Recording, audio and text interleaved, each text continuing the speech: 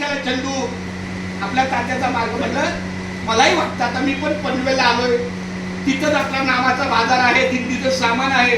अशा पद्धतीने मलाही तुला सोपं होईल आणि मला असं समाधान वाटेल.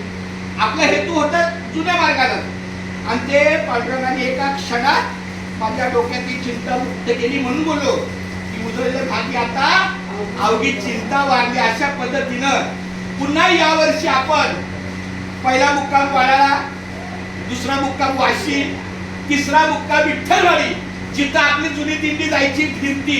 मला ते अजून आठवतंय. विठ्ठलवाडीचं विठ्ठल मंदिर, ह्या गोल गोल मोठ्या मोठ्या भिंती, तो तिसरा मुक्काम. चौथा मुक्काम चौकला होता, पण थोडं तिथे अडचण आली. पूर्वी लग्नीला सांडतला माणूस उघड्यावर जाऊ शकत होता.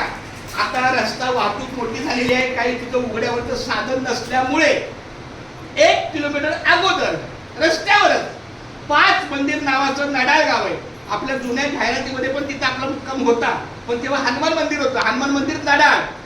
आता मी तिथं गेलो, तिथं